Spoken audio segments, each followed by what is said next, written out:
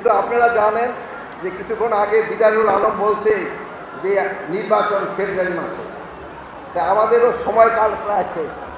আপনাদের যে এই দাবি দাওয়াগুলি ছিল এটা যদি আগে জানা যেত তো একটু সুবিধা হতো।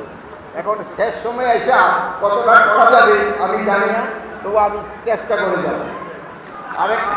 আরেকটা জিনিস আমরা সব সময় ভুলে যাই, আমার ভাইও কিন্তু পাহাড়ে 4টা জাতির কথা বলার পরে উনি আর বলতে পারেন না, কিন্তু ওখানে কিন্তু 14 থেকে 17টা জাতি রয়ে গেছে, ওখানে 14 থেকে 17।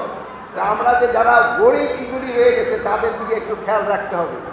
আমাদের এই চাকমা সম্প্রদায়ের ভাইয়েরা রয়ে গেছেন, ওনাদের সবচেয়ে ওনাদের উপরে আবার ডাউন ভাইয়েরা রয়ে গেছেন, কিন্তু ওই নিচের স্তরে যারা রয়ে গেছে আমরা তাদের দিকে অনেক সময় খেয়াল রাখি না। তা আমাদের যে বুদ্ধর যে বাণী সবার জন্য কিন্তু সমান, তাদের দিকে আপনাদের খেয়াল রাখতে হবে। তাদের আপনার শিক্ষা দীক্ষায় কিন্তু নিয়ে আসতে হবে। আমি ভাই আমাদের বলতে আমি 2 গেট কমান্ডার থাকাকালে ওখানে কিন্তু একটা ইংলিশ মিডিয়াম স্কুলও করে দেওয়া হয়েছিল, যেন তারাও শিক্ষায় অন্যের কাছে না পিছিয়ে থাকে, অগ্রসর হতে পারে। কিন্তু আপনারা আরও শুনিয়া সুখী হবেন যে আমার ভাই 2,01,000 টাকা দিলেন। ওনারা কিন্তু চাকমাদের শিক্ষার হার কিন্তু বাংলাদেশের সব দেশের থেকে সবচেয়ে বেশি।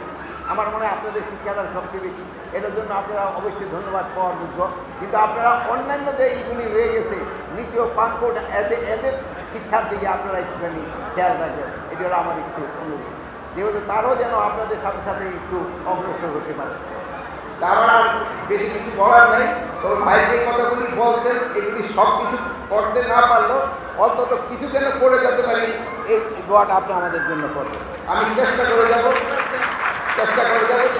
যেহেতু আপনারা জানেন বাংলাদেশে যে কোনো প্রজেক্ট বা কোনো কিছু নিতে অনেক সময় চলে যায়, বাট আমাদের যে সময়কাল খুব কম আছে, এর ভিতরে কতটুকু করা যাবে জানি না, বাট আমি চেষ্টা করে দেবো অবশ্যই। ভাই যদি আমার সাথে একদিন অফিসে দেখা করে আমরা এই সমস্যাগুলি সমাধান করার